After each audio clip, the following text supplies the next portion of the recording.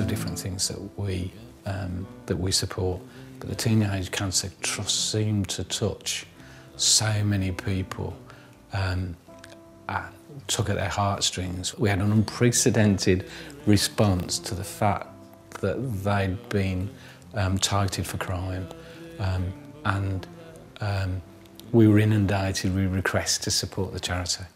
And I think in terms of what we then be able to do, because this particular charity seems to think in the same way we do, and that we've been able as a result then to combine the strengths of both organisations to further that support.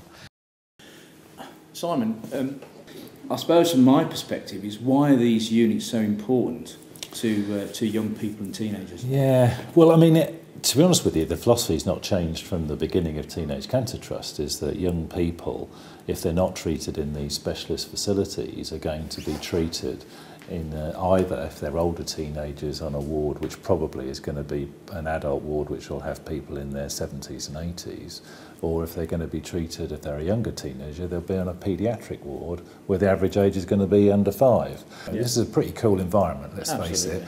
And, you know, your mates are going to feel comfortable coming to visit you as well, because actually some of the stuff's here better than at home. But none of this is possible without people supporting you. Well, that's right, yeah. We'll do anything legal to get the money in. But no, I mean, it's absolutely critical. You know, we rely on every penny we can get from every source.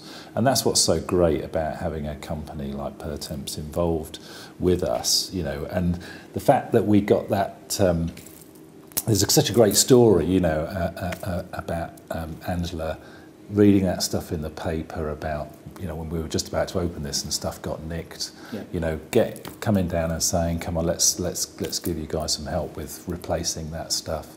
You know, and have a company like that where people really care about what's happening to young people, it's incredible, and, you know, it just makes all the difference to us. The Teenage Cancer Trust had gone into the hospital to do a unit, like a ward, where all the teenagers can go and have a bit of like kickback time and relax. And somebody had broken in before the ward was due to open and stolen like games consoles, DVD players, those sorts of things, and pretty much stripped it bare. It was just a really horrendous thing, and I just really wanted to do something to help. It was on the front page of the Evening Mail. I was sat in a surgery waiting for clients, looking through the jobs pages, and read the story on the front, and I was horrified really to hear what had happened, and I just really wanted to do something. I basically sent Jeff an email telling him what I'd just read and saying, you know, really, is there something we can do through the Give As You Earn scheme, because it just seemed like a real worthwhile donation.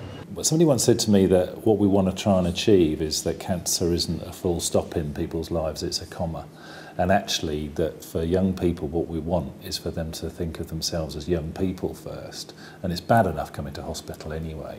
But if you can come to a place that actually you feel comfortable in, you're with other young people of your own age, you know, you're getting people that are working there who understand how you tick as a person, and you've got that professional expertise, it's great. Teenagers and cancer are very rare, so, and sarcomas, bone cancer or soft tissue sarcomas are even rarer.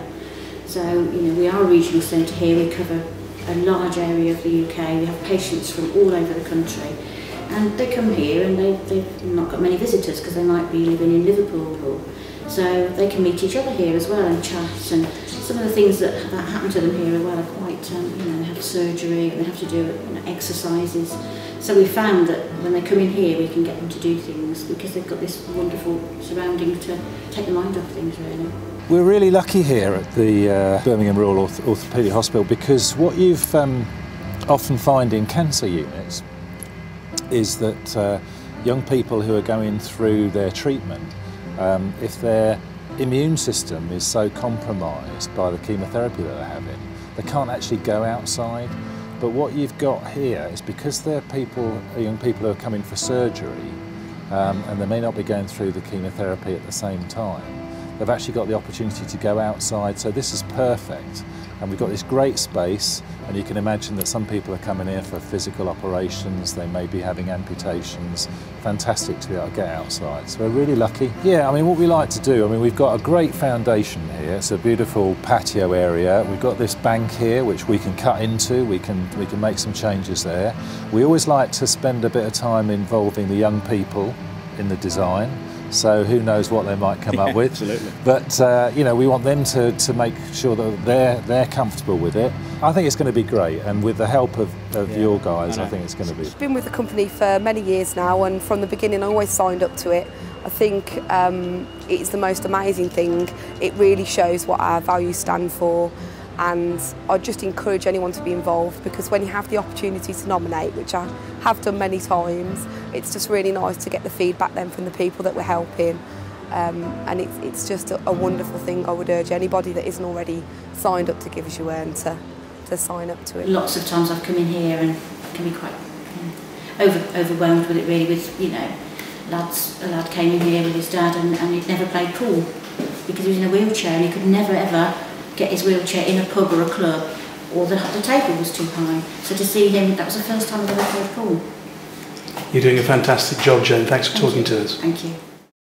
Cancer touches every family. There isn't a single family that I know that hasn't lost somebody as a result.